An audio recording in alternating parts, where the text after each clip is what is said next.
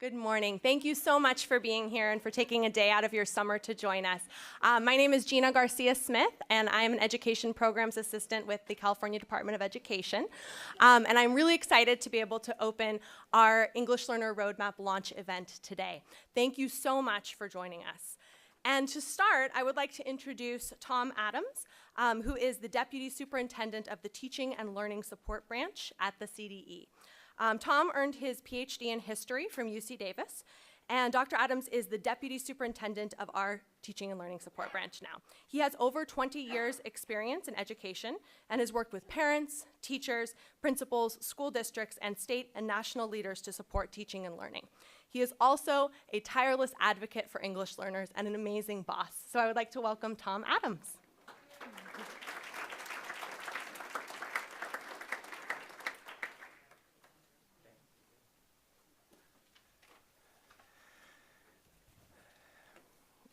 Okay. Well, usually I require that line, amazing boss, in my introduction, so.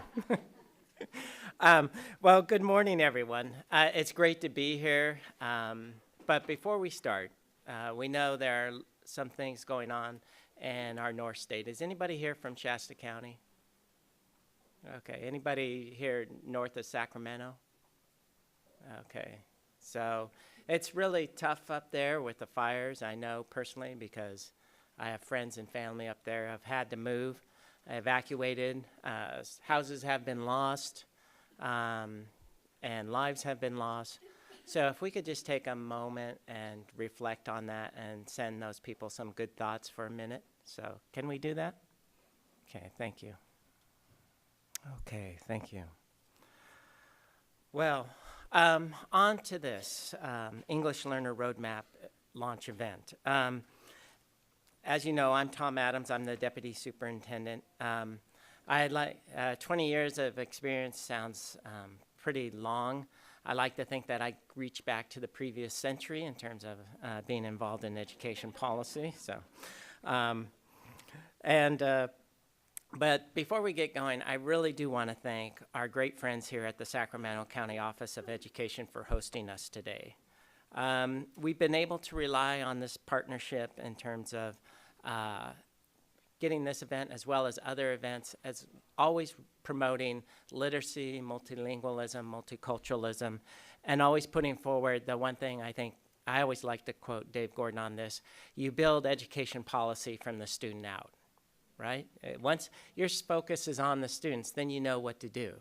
And all policies that obstruct that, you can just push aside and say, no, this is really about serving our kids.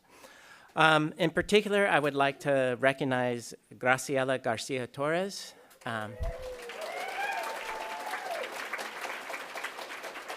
Oh, there she is back there.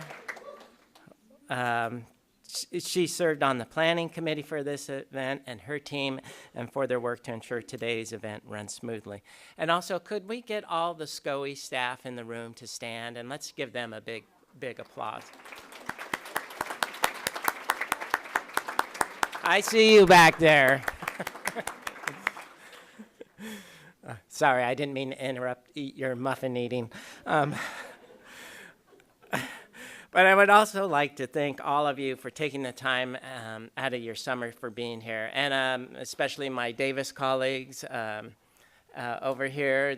I've already said, hey, how about doing a presentation before the Davis School Board? As the president of the school board, I have this nice little option to say, you know what, I'm going to put this on the agenda. So we're going to have a presentation in Davis to my colleagues later this year, so I'm really looking forward to it. I also want to just say that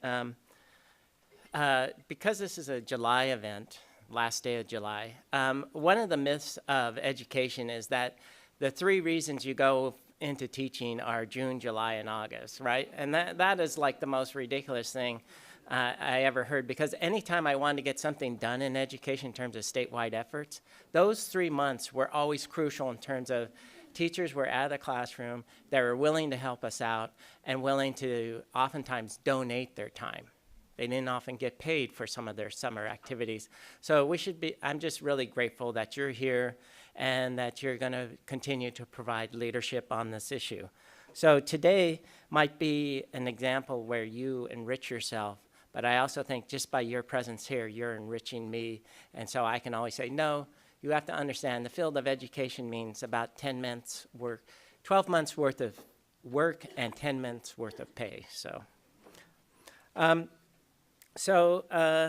The EL roadmap, when it started, we all knew it was going to be an exciting time, but little did we know during that time that Proposition 58 was going to pass, and that changed the whole nature of the enterprise.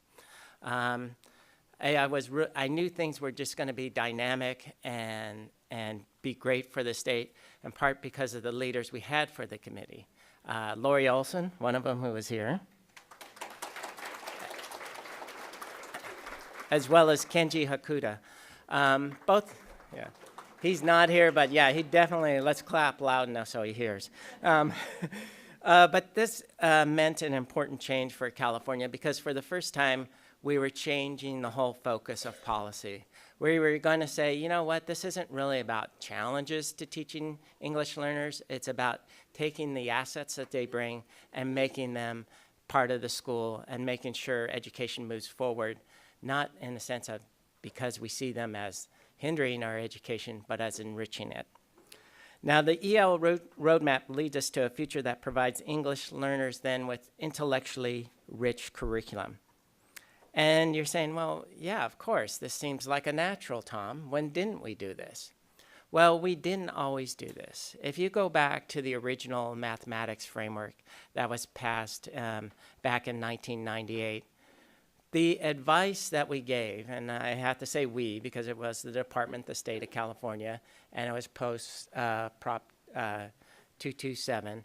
It said, and I can't quote it directly from memory, but it said that English learners would benefit by learning English before they learn math. In the sense we were hung up on the sequential model of language development, and then once you got your language development skills adequate to a certain level, then we could give you another curriculum. And so what we've realized since then is we have a simultaneous model, not a sequential. And the first statement of that was the ELA, English Language Arts, English Language Development Framework. And we have one of the, both co-chairs of that framework committee. Would they stand? Martha and Becky, thank you. Sorry, it wasn't in my talking points. And they both did a great job in bringing together two camps and getting them to see the focus should be on the kids. So I really am just grateful for your leadership then, as well as your continued leadership in this area. Now, Proposition 58 not only changed many things, but it also changed us from understanding that California was going to be part of a greater global system. And we often talk about this in terms of global competition. But I think the better way to think about it is in terms of global cooperation, right? The reason why you want multilingualism is you want to say to people, I want to be your friend. That's what you're saying when you reach out to learn another language. You say, I have a lot of English-speaking friends. Now I want some Spanish-speaking, maybe Italian, maybe Arabic, maybe Chinese. And what that really means is we're really on the brink of creating our new set of assets and actually reaching out to the world in a spirit not simply of competition, maybe friendly competition, but also cooperation. So what this really means for California then is we have planted a stake in that enterprise of being multilingual. That means we have said, you know what, while other parts of the world, maybe this hemisphere, have said that we're comfortable in terms of shrinking our perspective to being inward, concerned only about ourselves, and not worried about the rest of the world, we are doing the inverse. We are actually opening ourselves up to the rest of the world. We're saying all the people who have come from the different places in the world are some of our greatest assets.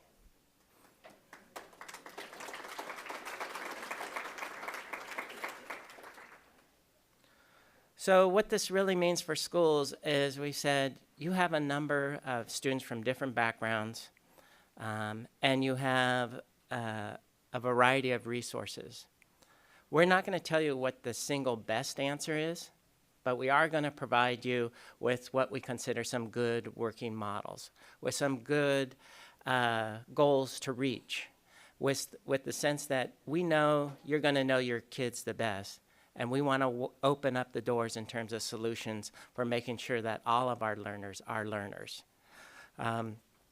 So not only do we have the EL roadmap, then we also have Superintendent Torlakson initiative. So on May 30th, 2018, the superintendent talked about his new initiative, the Global California 2030. He recognizes that the resources of languages are already present in our schools. If you go to one of my previous jobs is I oversaw the clearinghouse for multilingual documents in the department. We ended up translating documents into over 26 different languages, and that wasn't all of them. So in this sense, we want to make sure that those students become not simply students in our system, but also our fellow teachers among their peers. As the world becomes more interconnected, we have to recognize that we're going to have to, the days of shall we say, a monolingual parent such as myself, probably that number will shrink. Knowing the values of multilingualism, I made sure my daughter went through a Spanish immersion. She got the seal of biliteracy. And one of the reasons why she chose San Diego State for her college is because Spanish was spoken on campus and made her feel at home. And that's the whole thing. We want these multilingual environments we want to feel comfortable in them. We want to celebrate them, and we want to make sure that all of us recognize the value of them. So by 2030, then, the goal is for half of all kindergarten through grade 12 students to participate in programs leading to proficiency in 2 or more languages. And some people have said to me, well, that's a pretty ambitious goal. I have to say, actually, if you were in the European Union, it's standard practice, all right? By 2040, the goal is for 3 out of every 4 students in California to be proficient in 2 or more languages and earn the state seal of biliteracy, okay? In order for these to become reality, though, the superintendent has laid out a clear path to achieve this vision. CDE will increase the number of teachers with bilingual authorizations by working with teacher credential programs and the Migrant Education Mini-Corps program. So how many people here are alumni from the Mini-Corps program? Got a couple of you? Yeah, thank you. You know, that's an incredible program. It's actually produced a lot of good teachers for us, and it's just one of those hidden assets in the state, but definitely something I think is a rich example for all of us. The CDE will also work with the legislature to provide additional funds to create and expand bilingual programs, and will urge all school districts to award the state seal of biliteracy to eligible students. You know, we've made some great gains in terms of getting the number of awardees total in the hundreds of thousands. 170,000 have been awarded, but we need to actually increase that even further. Remember, 170,000 out of a system of 6.2 million. There's probably a lot of kids that will learn that in the future, but also we need to make sure it's a more robust system. Additionally, we will invest in professional development resources to deliver high-quality, effective biliteracy programs. And finally, CDE will develop a communications program to promote biliteracy, and will engage all sectors of education and the business community. And just to give you an example of why it's so important, I have a nephew who's bilingual in English and Japanese. You know what? He lives in Los Angeles. He has no problems finding a job. And so just think about it that way. So if you're like me and a parent who anticipates your college kid, your own child graduating from college, just think about the benefits of them having a job after college and not moving home. So, so, but this. Sorry to be self-serving there, but that was not the creation of the policy. The reason why the policy was created, but I did cheer it for that reason. Look at it then.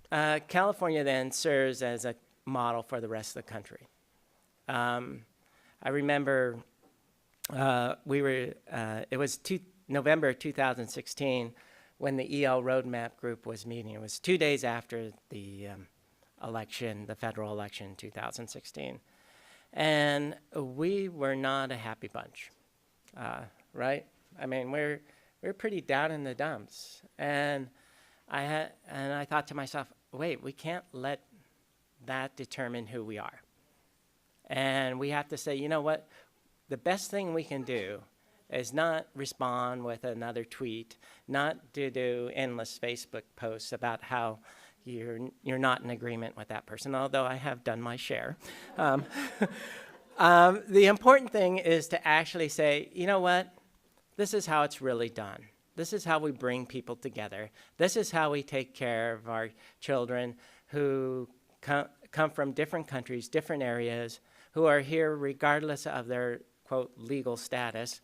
And we're going to take care of them, and we're going to show the world, you know what? Things are better this way. And I think we've done that in those 2 years since then. So I really want to just conclude really with a thought that came to me when I was testifying at the Legislative Committee on U.S. and Mexico relations. And so please excuse my high school Spanish here, but I think in the end it comes down to this. Celebramos diversidad porque nos trae amor y belleza. We celebrate diversity because it brings to us love and beauty. And I think that's the reason why we're here. So thank you.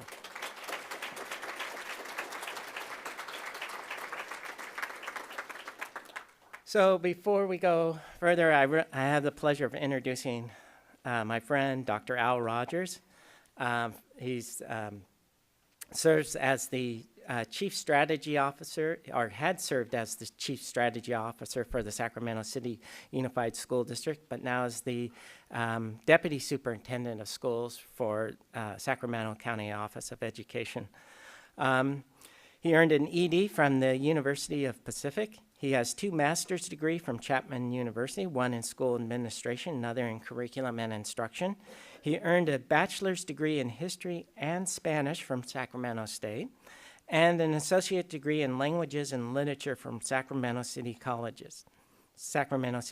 He is the product of local schools, having graduated from Sacramento High. And this, I mean, you can't think of a better person, right, to be here at the county office, local product, but still has that global perspective, multilingual, connected to the community. I think we're all just thankful that you were willing to come and do this. So just one final story on this. So Al and I had said hello to each other a couple times, and we finally got a chance to sit down and have coffee down at the Old Soul Bakery in downtown. Sat there, and I think we chatted for an hour before we realized we got texted by people back at our office saying, you know, you have another appointment. And it was just, you know, one of the best conversations. And Al turned to me and says, well, you know, Tom, I really want to do something to get, you know, we got to work on a project together. And I said, yeah, that sounds great. And we thought about it, and then we said, you know what? There's a number of students who have been deported to Mexico. And their orientation is really towards the United States and California. Unfortunately, now they're there. And having been to Mexico and seen it both in Tijuana and in Mexico City, we know many of these kids feel lost. They don't feel, they feel a bit abandoned by their American brothers and sisters. And so I said, why don't we work on making sure that these kids have a chance to finish their diploma? So even though they're in Mexico, we're going to try and make sure, working with their former school districts, that they can complete all their course requirements and get that high school diploma. So we've committed to that. We're going to be working on it this fall.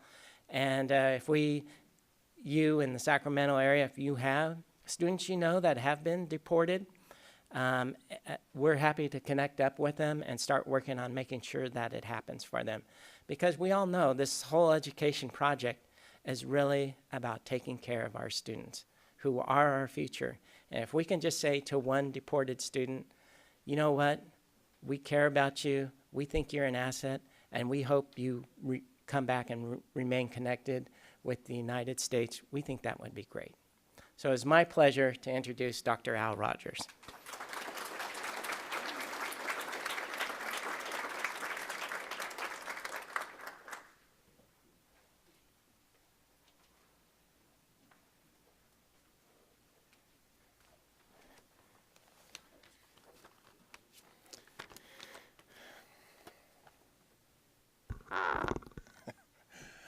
Buenos dias todos. Well, it's good to be here. You know, I appreciate those nice words, Dr. Adams. You know, my journey in learning languages and different cultures actually began a long time ago. I was actually pretty young, and some circumstances unfolded where I just didn't have a place to live, and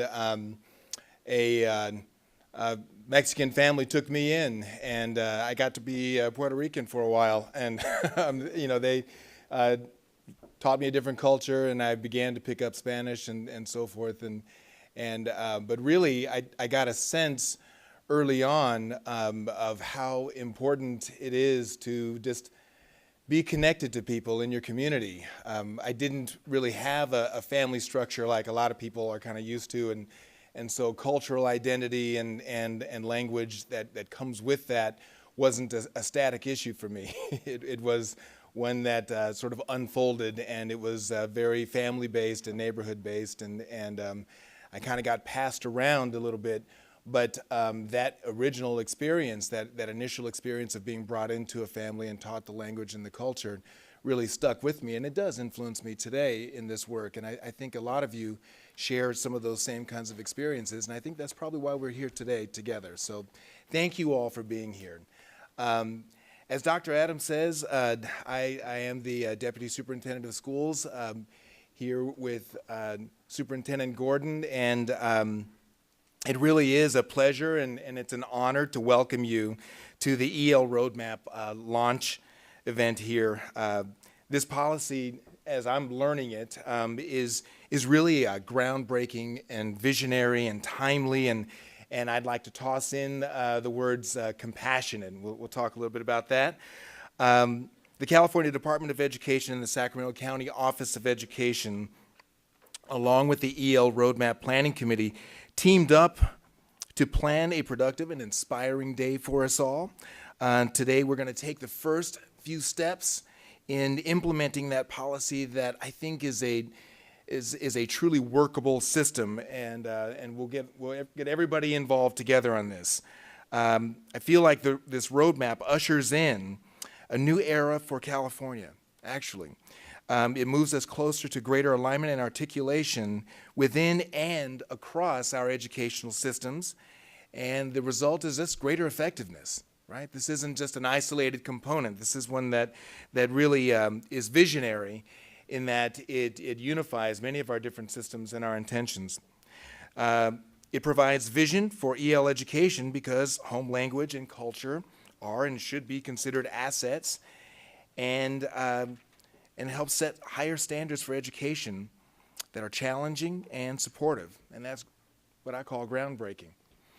The policy is timely, as the passage of the California Education for a Global Economy Initiative, also known as Proposition 58, removes outdated barriers that you heard Dr. Adams talk about, barriers to multilingual instruction, and opens the door to provide multilingual language acquisition program options for English learners. And so remember that we've got at least 1.3 million English learners who account for 21.4% of our total enrollment. So this affects a lot of our young people. From a policy standpoint, this interests me, and I'm kind of an education policy nerd, but this aligns with implementing the local control funding formula. It also helps us with the LCAP, and that kind of synergy is important to us if we are actually going to implement this work, and we are. The EL Roadmap policy calls for English learners to fully and meaningfully access and participate in the 21st century education from early childhood all the way through 12th grade. And I feel like this aligns with the aim of the EL. This alignment fits perfectly, and it defines our concept of developing proficiency in multiple languages as one of the primary goals for English learners. This new policy also aligns with the updates in the state content standards, with the frameworks, and it aligns with the Every Student Succeeds Act. And I have to say, as I said earlier, that it's compassionate, and the words of compassion and policy don't always fit in the same sentence, but I think this will give confidence to students who might have felt excluded, or maybe that the system isn't aligned to support them. This helps them feel included. This helps them feel supported and welcomed. So today, I think we are all issued a challenge. As you dive into the EL roadmap, I feel like we are all called upon to make a commitment. Make a commitment to continue this work when we return to our respective districts, and to truly make the vision of this policy a reality for our young people. We can't do this alone, so it's going to take central office administrators, policy writers, teachers, everybody to work together to make it happen, and I think we can do that. I feel the energy in this room.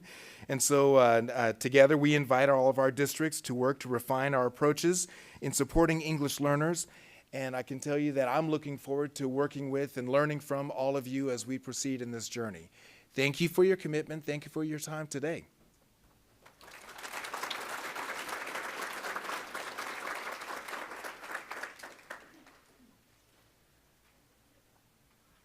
So before we dive into the content for today, I just wanted to provide a quick little walkthrough of your binder so you know what is where, so that as we're moving through the sections today, you can navigate this really easily. So the first thing I wanted to point out is if you open up your binder right behind the agenda, you will find a note-taking guide.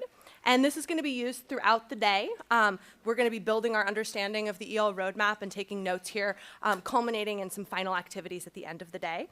Anytime you see this little symbol, the little purple pencil symbol, it means there's a corresponding space in the note-taking guide where you can take your notes if that's helpful to you.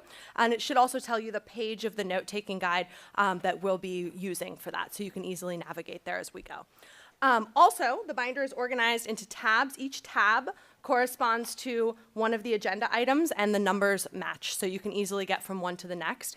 Welcome tab was 1, so we just concluded that. We're going to be moving on to tab 2. I also wanted to point out the appendices, so if you go ahead and open up to tab 11 of your binder, the front of these appendices has a table of contents of what's included here. We're going to be using these probably not as directly during the day, but they're for your reference and then going forward. We have links to some resources on the web. We have the LCAP template. We have the federal addendum for Title III. We also have the Improving Education for English Learners, an excerpt from that book, Chapter 6. And we have the California biliteracy developments, so there's just a sort of a list of things that have happened in California. An additional copy of the note-taking guide, so don't feel like you can't write on yours. There's a clean copy if you'd like that. There's also, in the little sleeve at the back, there are 2 texts. One of them is that Global 2030 that Dr. Adams mentioned. And then behind that is your actual EL roadmap document. You might want to even take that out because you're going to be using that a lot today going forward. So those are all the appendices that are available to you to reference throughout today. And I wanted to also just provide a little peek ahead that we're going to be talking about collaboration in common at the end of the day. Joy Kessel is going to be with us from the Educator Excellence and Equity Division, and she'll be setting us up on collaboration in common, and all of the binder resources, all of the slides, all of the handouts are available on there for you. So if you want to take this back to your local site, you're welcome to do that at the end of the day. So that is what is available in your binder. And then without further ado, I would like to introduce Elena Fajardo, who is my fabulous direct boss at the Language Policy and Leadership Office. Thank you so much. Welcome, Elena.